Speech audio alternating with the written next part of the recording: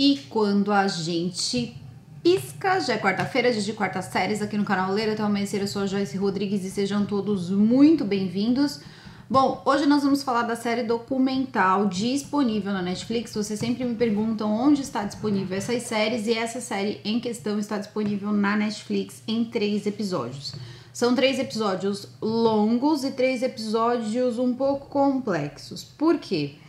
Primeiro que o visual já não é lá muito assim, é um visual um pouco caótico, porque nós vamos falar da Times Square em 1970 e todo o caos que envolvia aquele lugar. Afinal de contas, existe um serial killer à solta e as pessoas estão morrendo de medo e a polícia está procurando por ele. Muito provavelmente esse vídeo pode ficar grande, posso ter problema na hora de subir por causa do tamanho do conteúdo também, então peço para vocês que já deixem o like de vocês logo agora no começo do vídeo, isso é bastante importante. Também me sigam no Instagram, @JoyceRodriguesOficial, por lá eu sempre notifico vocês quando sai vídeo novo. Para não ficar maior do que eu acredito que vai ficar, eu vou chamar a vinheta e a gente já começa. Então, Penny e Jack, vinheta. Bom, eu vou apresentar esse caso de uma forma diferente, porque vira um caso, não adianta, né? Que é, na verdade, um homem ali, o chamado assassino do dorso ou serial killer da Times Square, que acontece ali, os crimes eles vão começar a acontecer em 1979, mas na verdade todo esse caos, né, na Times Square, tudo que a gente tá vendo aí pelas fotos, etc, as fotos que eu consegui, é o fruto de uma crise fiscal que aconteceu em 1970. Então o policiamento de Nova York foi reduzido, mais de 5.000 policiais foram demitidos e o lugar todo virou uma grande baderna. É sempre, claro, né, relacionado ali à Times Square, que era um dos lugares onde maior número de pessoas frequentava e pessoas de todos os tipos. Ali tinham viajantes, ali tinham pessoas que trabalhavam no mercado financeiro, ali tinham também profissionais, né, profissionais S, né, ou acompanhantes, aí como vocês preferirem, tanto homens como mulheres, como trans, todo tipo de gente estava ali. E um dos mercados mais fortes era esse, que envolvia esses temas mais adultos. E era de todo tipo, tá? Então, existe uma moça que ela relata, tá, sobre o pai dela. Um homem chamado Martin Rodas, ele começa a olhar, né, a Times Square lá por volta de 1969 e percebe que ali é um local muito promissor para o tema. Eu não posso ficar falando toda hora aqui, porque vocês sabem que o YouTube, eles podam isso aí, né? Então, vocês já entenderam que o tema, obviamente, é sexo. Então, tudo que envolvia esse mercado, tudo que envolvia essa indústria, ele começou a investir. Então, existiam livrarias, ele fazia com que os livros que tivessem lá fossem sobre o assunto. Se tinham teatros e cinemas, era sobre o assunto. Também tinha o tal de peep show, que você punha umas moedas ali, ficava vendo ali cenas de filme. Quanto mais você assistia, mais você colocava moedas ali, todo mundo faturava. Só que o que acontece nessa indústria é uma coisa que chama atenção, inclusive até hoje as pessoas, elas sempre levantam esse tema, que é o vício. As pessoas acabaram se viciando mesmo naquela época nesse tipo de conteúdo e não existia freio. Então, quando se mostrava um filme, eles queriam mais. Quando se mostrava mais, eles queriam ao vivo. E quando se mostrava ao vivo, eles queriam que fosse ainda mais intenso. Então, a coisa toda facilmente saía de controle.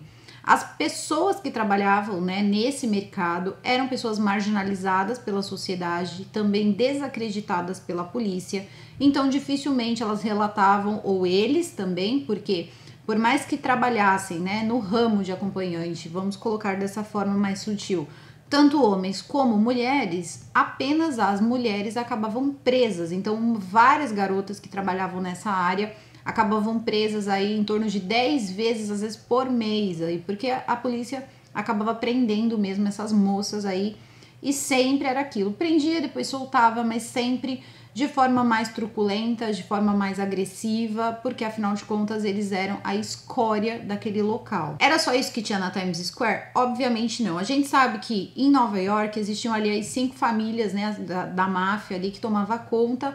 cada coisa, né, cada família tomava conta ali de uma atividade. Quem tomava conta dessa atividade, a família que tomava conta dessa atividade, era uma família ali de mafiosos chamada Gambino. Então a família Gambino, obviamente, tomava conta dessas atividades mediante ali uma parcela, um lucro sobre aquilo tudo. Só que aí já existia todo um esquema, porque existia a máfia, né? Então a máfia tomava conta das pessoas que agenciavam essas moças e rapazes também, e depois essas pessoas elas pagavam, né? O menor ali seria o trabalhador mesmo, ali a pessoa que exercia a atividade. Então essa pessoa que exercia a atividade dava uma porcentagem para o agenciador uma porcentagem para a máfia. E uma vez também sabemos que a máfia provavelmente também dava muitas vezes ali algum dinheiro também para a polícia. Por quê? Esses lugares, eles eram assim, um do lado do outro. Era uma coisa assim absurda. Você não imagina, vocês não conseguem imaginar como era desenfreado o negócio. Não tinha como a polícia passar por aquilo sem perceber, sem querer parar, porque vai existir um momento que eles vão perceber que isso está fora de controle, eles vão ter como fechar. Então eles sempre tiveram como fechar e evitar esse tipo de mercado que ficasse tão grande, tomasse conta da Times Square, que é um lugar que envolve, eles fizeram um levantamento ali, e essa atividade envolvia 13 quarteirões, era coisa grande mesmo. Pessoas vinham de outros lugares para curtir, como se fosse aí um tempo na Times Square, onde você teria experiências que você só encontraria na Times Square de todas as naturezas. Então existiam vários e vários comércios diferentes, tá? Dentro dessa Times Square envolvendo esse assunto. Acontece que em 1979, mais precisamente em dezembro de 1979, a polícia vai receber uma chamada num hotel, e era um hotel na Times Square, onde um quarto havia pegado fogo. Esse quarto foi, incendiado por alguém, ou tinha pegado fogo sozinho, ninguém sabia. A polícia chega nesse local, e quando eles entram, o bombeiro que estava junto, que foi para apagar o fogo, ele ainda tenta, ele vê que tem duas vítimas, duas pessoas ali, e ele tenta fazer um RCP, só que quando ele chega para fazer esse RCP, não existia nem mãos e nem cabeça nos corpos. Tenso. E aí eles percebem o seguinte, que aquelas pessoas foram colocadas ali pós-morte, e também, as partes que estavam faltando também tinha acontecido pós-morte, depois com a perícia, e que tinha sido incendiado só mesmo no intuito de acabar com qualquer tipo de prova. O DNA, começaram a usar o DNA na polícia alguns anos depois, também não foram tantos anos assim. Parece que em 1986 eles já começavam, algum tipo ali de experimento de DNA dentro da polícia, mas as digitais eram algo bem mais importante naquela época, porque era uma coisa mais demorada, comparativa, era como você ver, ali por exemplo, uma digital, é como se você comparasse numa tela ampliada e fosse olhando ali os padrões que eram comparativos. Era uma coisa bem trabalhosa, mais usual. Então, o que acontece? Quando eles entram naquela cena, retiram, enfim, as pessoas, que já estavam sem vida, e levam para outro lugar para serem periciadas. É quando começam a chegar investigadores e também o pessoal da perícia, e muitos investigadores comentavam entre eles que nunca tinham visto uma cena tão limpa, não tinha nada, não tinha uma digital, não tinha absolutamente nada.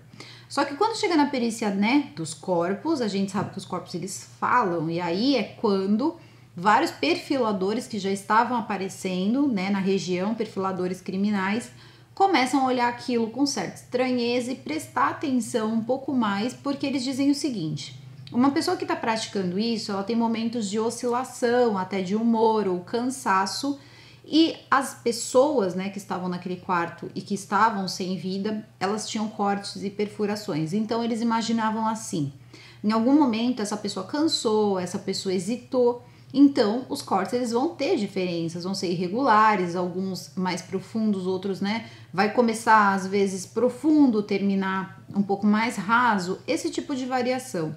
Só que não foi o que aconteceu. Eles encontraram, sim, as pessoas, as duas moças, descobriram que eram duas mulheres.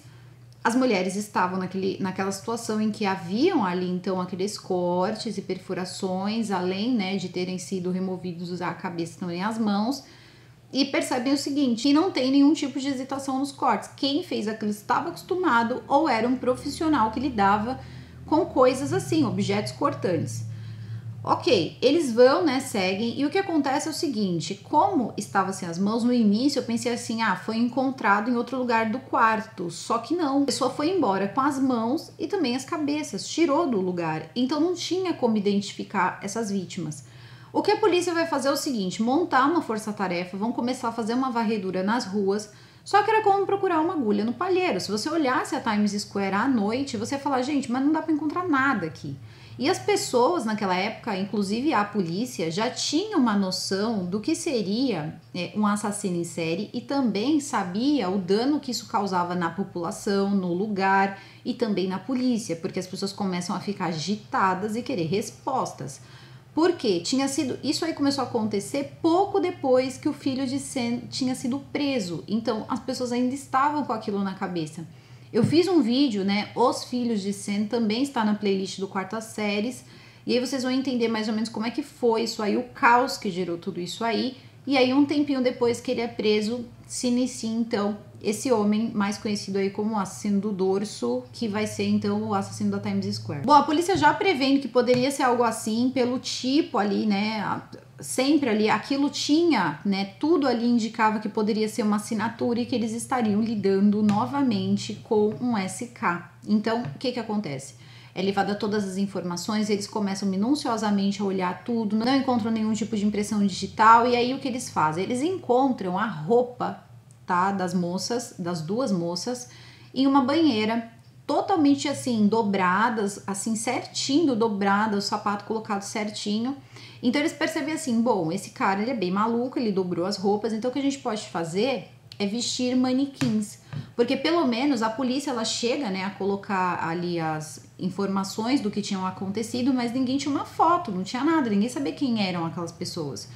Aí o que eles fazem? Eles vestem as manequins com as roupas que eles encontraram certinhas ali, de uma e de outra, né, de uma vítima e da outra vítima, e pede para que tirassem fotografias para poder espalhar no jornal e tudo mais.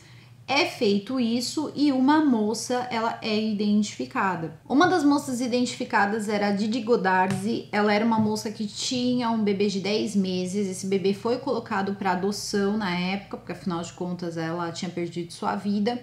E aí passa a filha dela 26 anos depois de tudo que aconteceu, né? Depois da adoção e tudo mais, começando a procurar o que aconteceu com a mãe dela. Então, no documentário, ela tem aí por volta dos seus 50 anos de idade, aí, sei lá, 40, 50 anos, e ela tá falando de todas as coisas que ela foi encontrando. Ela imaginava que ela tinha uma mãe adotiva e que tinha, então, uma mãe biológica. Ela começa a procurar e aí ela se depara com tudo que aconteceu. Ao invés de darem alguma informação sobre a mãe dela, eles dão os jornais da época ali, mostrando que tinha acontecido aquelas coisas ali absurdas com a mãe dela. Então, é o único jeito que ela encontra, inclusive, porque uma vez identificada, eles tinham uma foto dela, porque uma semana antes ela havia sido presa, então era a foto que tinha, né, na hora da prisão.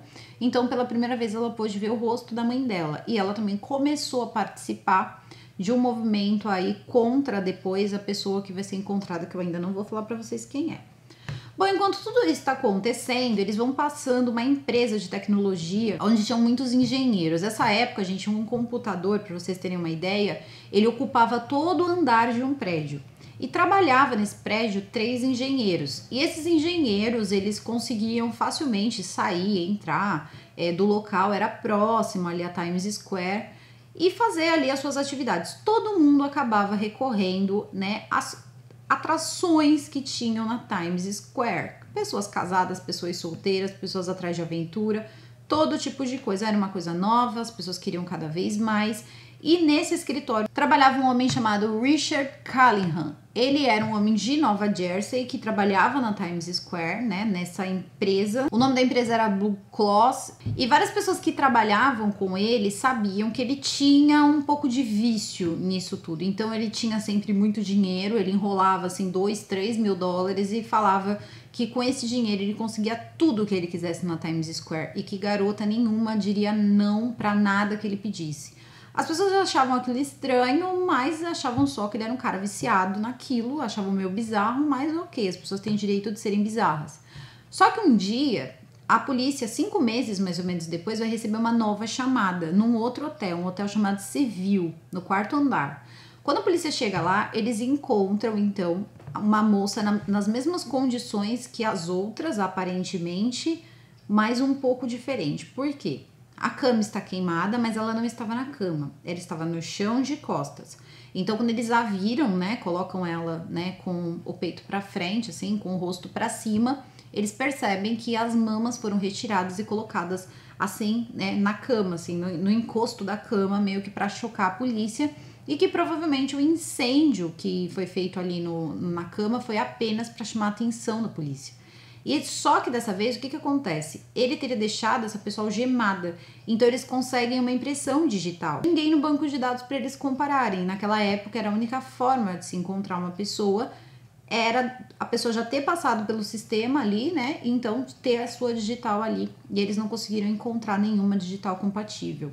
Nesse momento eles entendem que sim, eles estão lidando com serial killer, então eles começam a fazer várias forças-tarefas, começam a montar grupos, e esses grupos começam então a ficar sempre ali mais próximos, até mesmo dessas garotas, né, das garotas ali, das acompanhantes, para ver se conseguir identificar esse cara. É nesse momento que uma moça, ela identifica esse cara. Ela diz que nas primeiras duas vítimas, ela estava no mesmo guichê que ele, lembra? Ele foi para um hotel, ele teria ficado 3 dias com essas moças. E ela falou que ela estava no mesmo local, ela estava na recepção junto com ele quando ele deu a entrada usando outro nome. E ela acabou vendo, olhando para ele e disse que ele era um cara com aparência de bem cuidado, que ele era um cara branco, né? Deu ali todas as descrições. Cabelo alisado, então ela disse que provavelmente ele não tinha o cabelo totalmente liso, mas ele era um cara bem cuidado. E ali sai um retrato falado. Só que o retrato falado era bem diferente ali, depois a gente vai perceber que era diferente da pessoa que foi presa. O retrato falado também acaba estampando todos os jornais, mas nenhuma notícia chega até a polícia.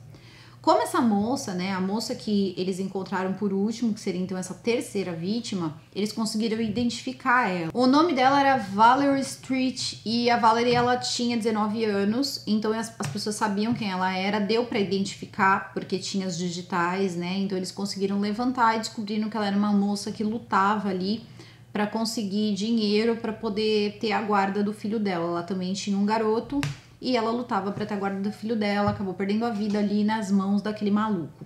Durante o documentário também vai mostrando algumas pessoas que passaram pelas mãos dele, mas só foram roubadas. E claro, né, ele acabou machucando, fazendo todo o resto e abandonando elas em algum lugar.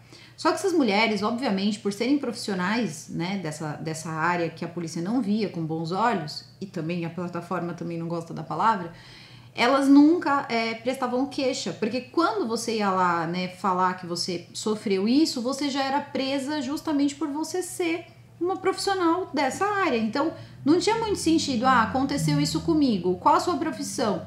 Eu sou profissional do...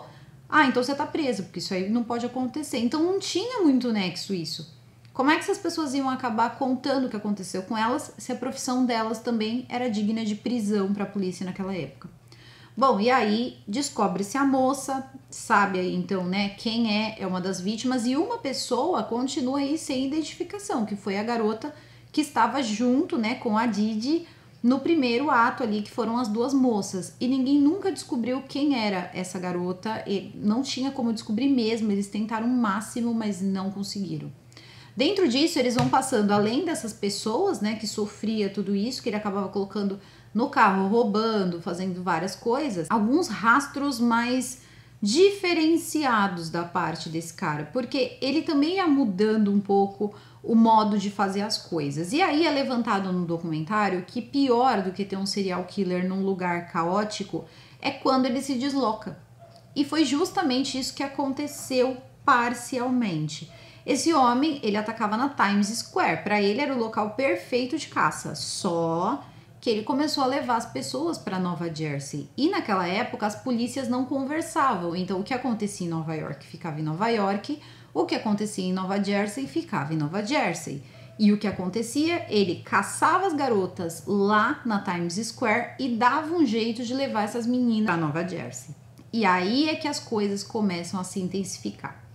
Uma das moças vai chegar a dar um relato, uma das moças que conseguiu se livrar dele, vai dar as descrições, ele vai chegar sim a ser um suspeito, ele vai chegar a prestar depoimento, só que ele era um homem que tinha emprego, mulher, tinha acho que 2 casais de filhos, 2 meninos e 2 meninas, e ele vai acabar saindo só ali com uma intimaçãozinha de que teria feito uso desses serviços e que aquilo era errado, tipo uma multa. Só que vai passar o tempo e vai ter um dia que ele vai chegar, né? Um colega lá que trabalhava com esse Richard, nessa empresa de tecnologia, vai chegar e vai falar assim: cara, você viu que tipo de monstro faz isso com uma garota? E mostra o jornal que tinha o caso da menina do hotel, você viu?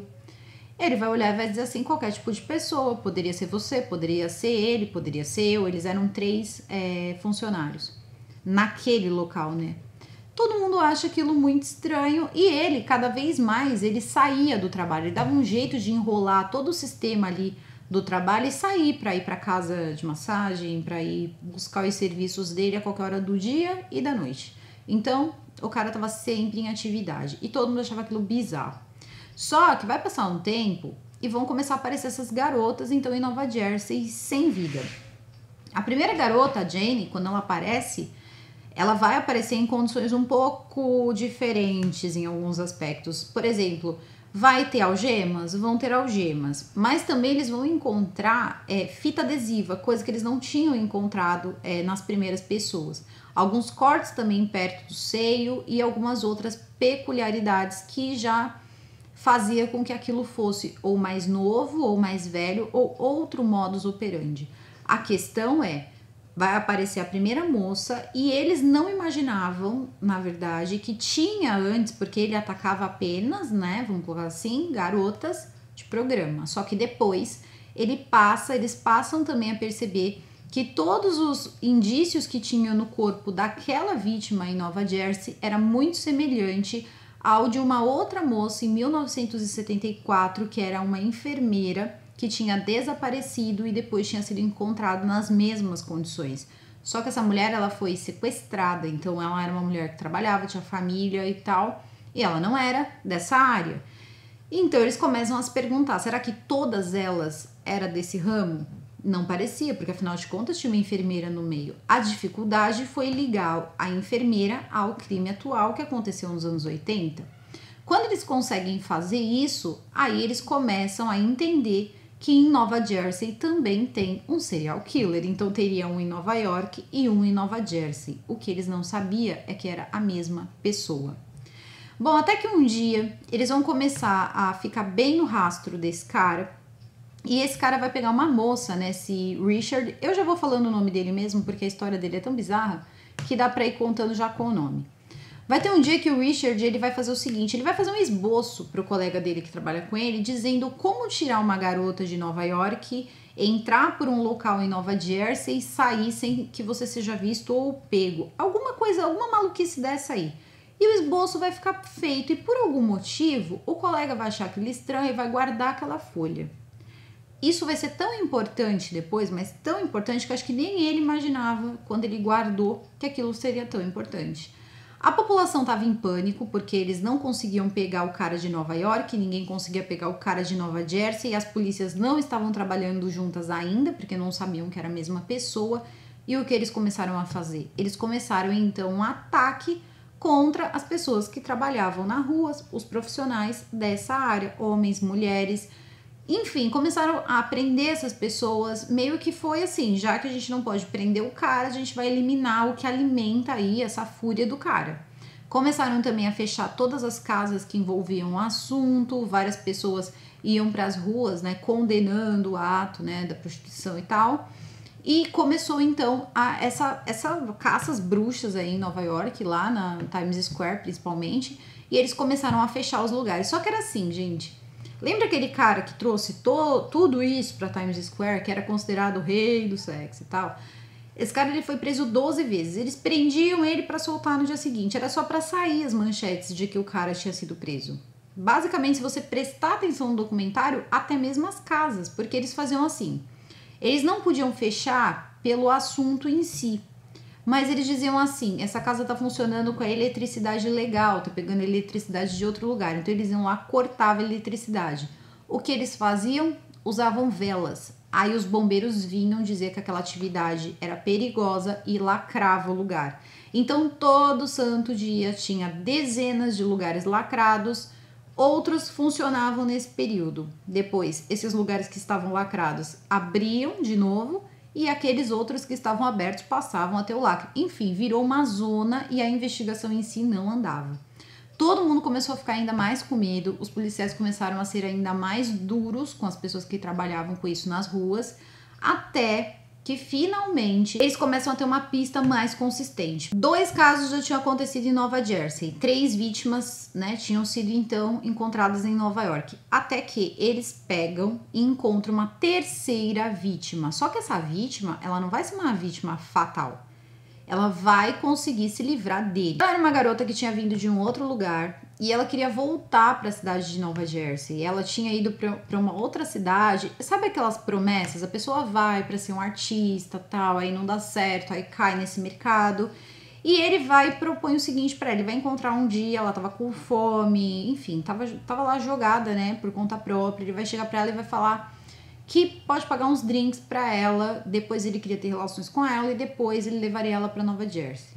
Só que quando eles chegam no hotel e ele começa a querer fazer as aberrações que ele fazia com as pessoas lá, ela consegue, ele estava sim, né, com uma arma, e ela consegue entrar meio que numa luta corporal com ele e tomar essa dita, né, arma aí. Só que quando ela aponta para disparar, era uma arma de brinquedo. E aí, o que acontece? Ela começa a fazer barulho, chamam a polícia, e aí quando a polícia ela bate na porta, ele tenta, né, desconversar e tal, tinha alguns funcionários do hotel também, até que a menina começa a sinalizar de que tinha alguma coisa acontecendo ali. Naquele momento ele é preso e essa moça vai ser ouvida. Então ela conta que eles percebem que ela tá meio tonta. Então eles percebem que ela foi dopada. Ele também já tinha, quando eles pegam ele tinha também sedativos e ele estava com fita adesiva e uma algema, então combinava, né, com as cenas pelo menos de Nova Jersey, que envolvia sempre a fita adesiva. E eles começam então a procurar mais coisas sobre esse cara. Eles conseguem um mandado para poder ir até a casa dele e fazer uma investigação. Quando chegam nessa casa, a mulher dele já estava em processo de divórcio, coisa também que era muito demorada naquela época, levava anos, porque também não era uma coisa muito bacana. Resumindo, tá? Esse documentário também fala muito do direito da mulher, até mesmo o direito de ir até uma delegacia, porque não pensa que essa questão toda de eu não vou até a delegacia contar que eu fui atacada por eu ser uma profissional, né, que lida com isso. Não, se você fosse uma mulher casada, acontecesse isso, você fosse sim ali fazer um tipo de denúncia, você tinha que ter testemunha, era uma grande vergonha, deixavam a vítima totalmente ali exposta, era uma coisa horrível. Então, assim, também era uma coisa que vai mostrando pra gente como as mulheres também, elas eram sempre as mais afetadas nessas condições, porque tinham homens também que participavam aí dessas mesmas atividades, mas toda aquela truculência sempre era destinada as que faziam parte, mas eram do sexo feminino. Com os homens, não. Dificilmente um homem era preso por esse tipo de atividade. Então, isso também mostra, né, como as coisas eram diferentes naquela época. Só que aí já era 1980 e pouco. Então, o que acontece? Já tinha um movimento feminista pela luta dos direitos da mulher em poder ir até uma delegacia falar sobre o seu marido que às vezes batia ou fazer algum tipo, né, de coisa aí errada dentro de casa, mas ainda tudo estava caminhando.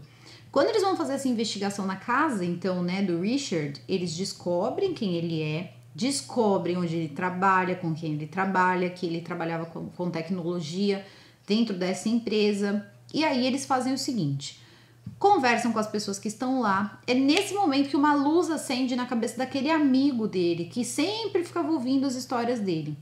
E várias pessoas começaram a dar relatos não oficiais de um cara que as pegava, né, como se fosse um cliente, só que depois elas acabavam apanhando, sendo usadas e roubadas. E por isso ele sempre tinha dinheiro, porque ele também as roubava. Aí tudo bem, eles entram na casa dele e quando eles chegam na casa dele, eles encontram no porão um quarto secreto.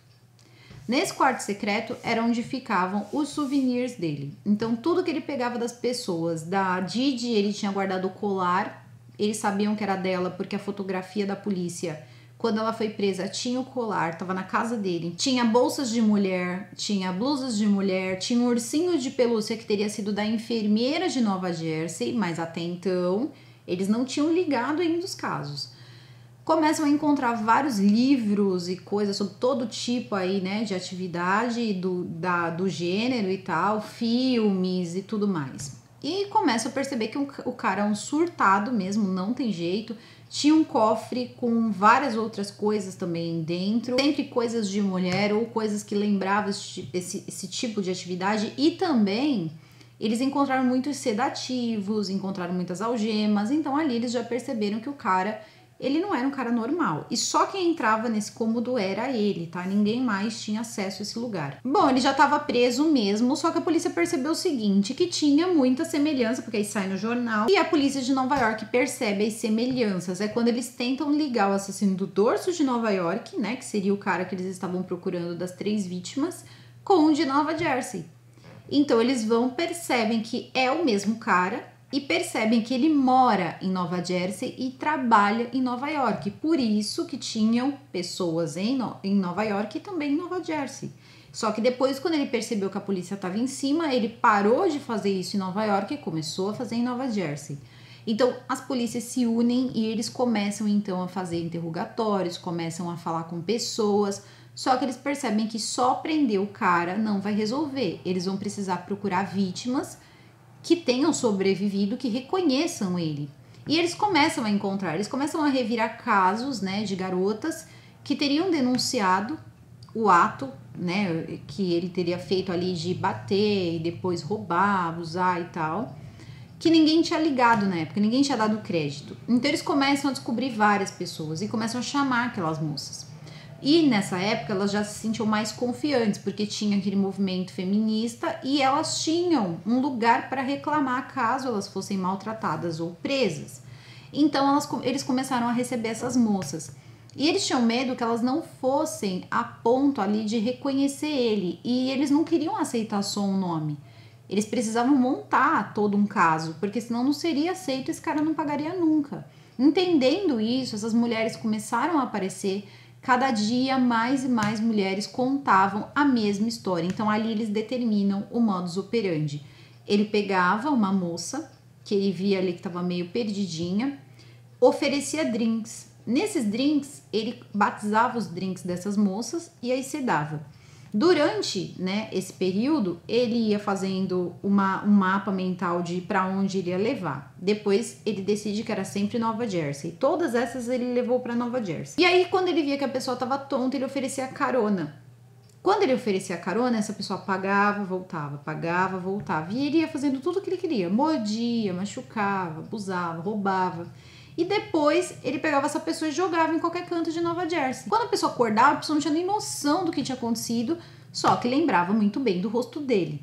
Então, eles fazem o seguinte, reúnem ali um grupo de garotas e essas moças, elas dão os depoimentos dela, que foi muito importante também, todos os depoimentos, só que eles precisavam que elas o reconhecessem, fizessem ali entre várias pessoas o reconhecimento do filho da mãe. Aí o que vai acontecer? Ele, no dia do reconhecimento, as moças aceitam, só que ele usava um bigode e nesse dia ele raspa o bigode. Eu achei que foi falha da polícia, porque eles não deviam ter deixado então acontecer naquele dia, sendo que ele foi preso e visto de bigode, e depois o cara raspa. A polícia devia ter falado, não, então agora a gente vai esperar o teu bigode crescer. Mas mesmo sem o bigode, 2 moças reconheceram ele e ele continuou preso por causa disso. Quando ele viu que o cerco se fechou, tinha ali materialidade no caso, tinham provas, eles encontraram também.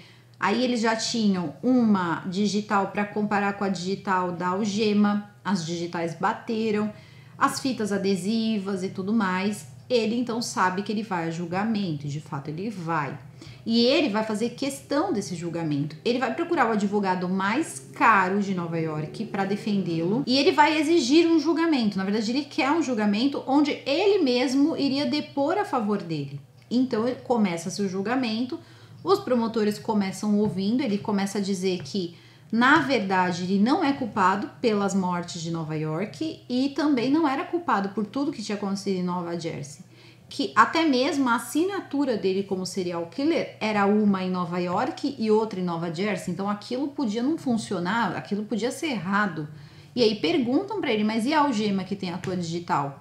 Ele diz, isso foi a polícia que implantou, quando eles me prenderam, eles provavelmente forjaram aí essa prova e por isso que eu fui preso.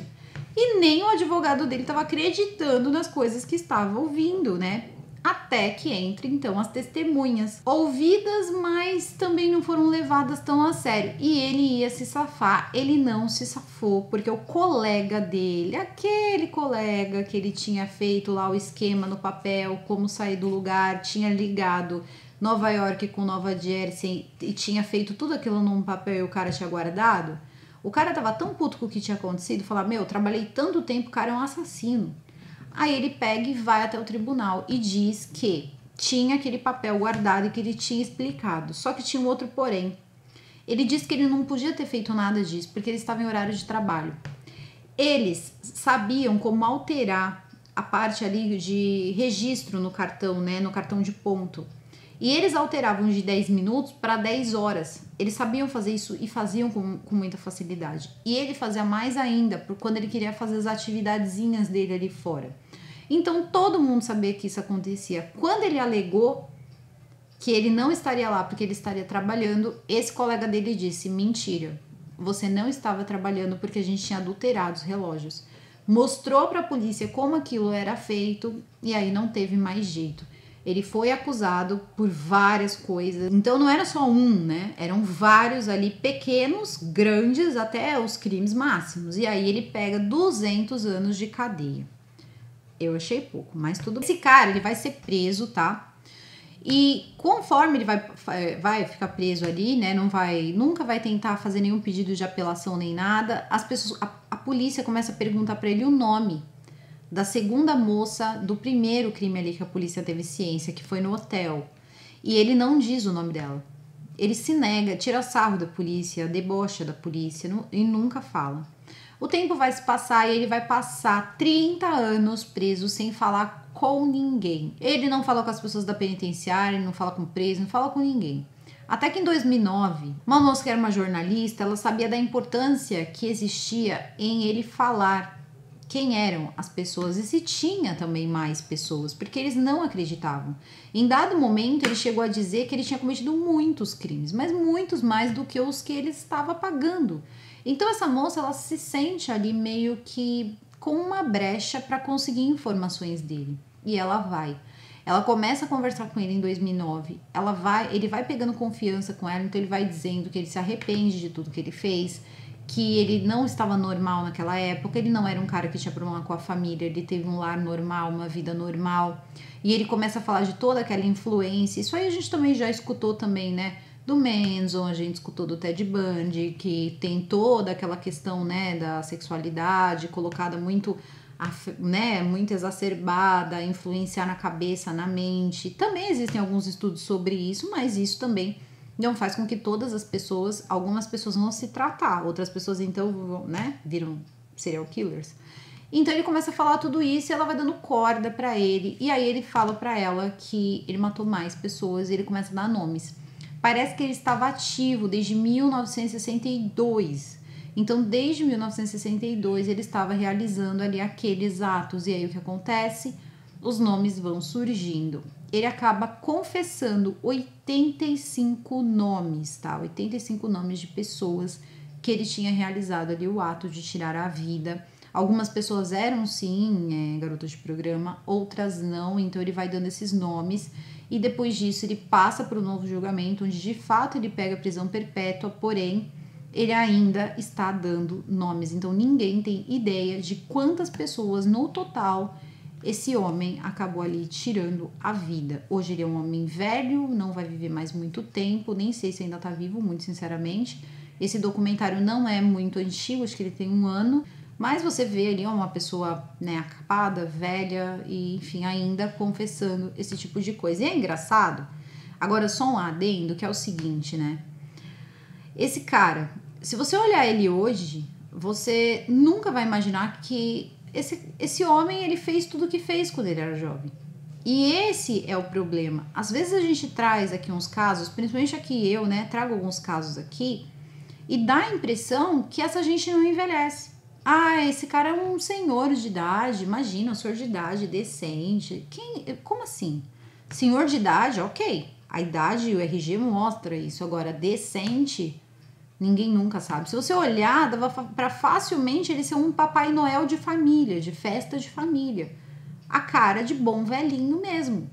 Então, por isso que é aquilo, né? Quem vê cara não imagina o passado. Então, essas pessoas envelhecem, pessoas que cometem esse tipo de coisa envelhecem, pessoas que fazem outras atividades também envelhecem, envolvendo principalmente ali pessoas, né, jovens de 9, de 8 anos de idade. Essas pessoas, elas ficam velhas também. E se vocês olharem a cara dele, foi aquilo que me impactou e eu pensei muito nisso. Porque a gente tem essa confiança meio cega quando a pessoa é mais velha. Quando a pessoa, né? Ah, essa pessoa é mais velha, tá aqui, mora no meu prédio há 2 anos, 3 anos, pessoa super legal. Se você olhar pra ele, é o que você pensa. E ele era um cara inteligente. Ele era um cara inteligente, ele era o melhor funcionário da empresa. Ele sabia desenvolver coisas muito interessantes. Ele falava muito bem, ele tinha uma vida estruturada. Ninguém nunca ia imaginar, se esse cara não tivesse sido preso, que esse cara teria feito tudo isso. Se alguém contasse, ninguém acreditaria. Então eu achei muito interessante, até pra gente ter uma ideia, de que em 30 anos, isso é muito colocado, né, também na série, que em 30 anos, os nomes mais, assim, de mais peso, né, entre SKs que aconteceu em Nova York, aconteceu entre os anos 70 e 2000, então em 30 anos, esses homens aí surgiram, muitos deles já nem existem mais, né, pegaram outro tipo de pena, que seria a capital, o caso do Ted Bundy, etc., e que tudo isso ainda era muito fresco e várias pessoas ainda estavam lá aparecendo.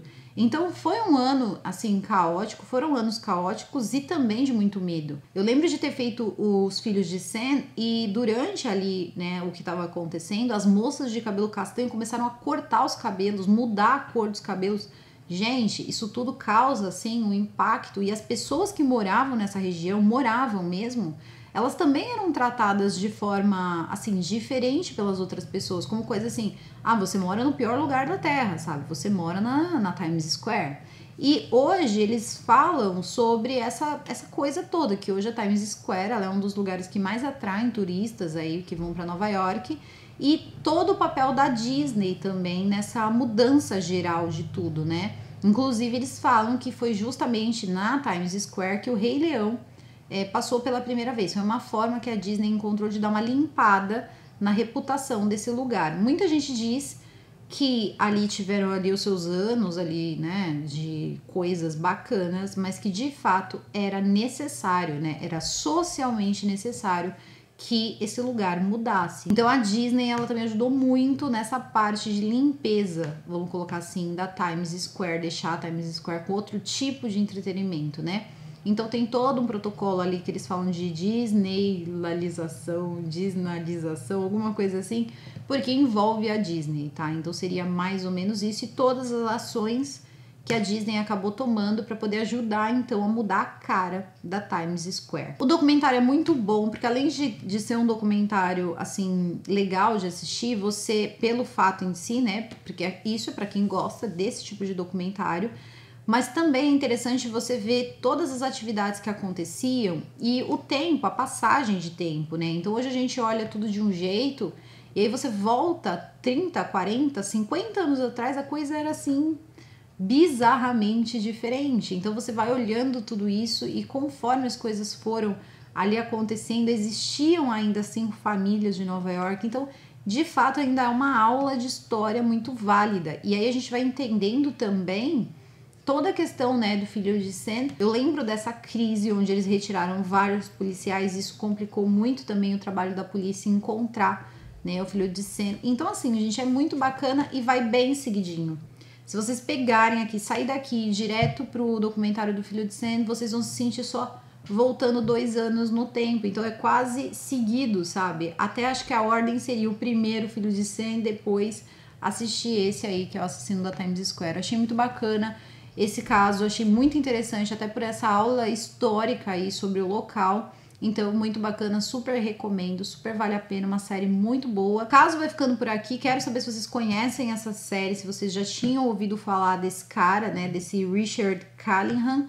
E coloquem aqui nos comentários o que vocês pensam sobre tudo isso e por que será que em 30 anos surgiram tantos SKs lá nos Estados Unidos. Eu não acho que isso tenha parado, né? Mas eu só acho que talvez hoje as coisas sejam um pouco mais dispersas e também mais rápidas de serem encontradas até. São repassadas pela internet rapidamente, aquela pessoa acaba ali diminuindo o seu tempo de ação, coisa que não acontecia naquela época. Algumas pessoas chegavam a agir dessa forma por décadas. Hoje talvez não seja tão fácil, né? Hoje em dia já fica bem mais difícil. Eu vou ficando por aqui, esse vídeo fica por aqui. Eu espero vocês nos comentários, comentem bastante para gerar engajamento, ajudar com essa playlist. E é isso, gente, tá? Desejo a todos vocês um excelente meio de semana. Ficaram até o final, comenta que ficou até o final. Eu vou indo nessa e a gente se vê nos comentários. Um beijo e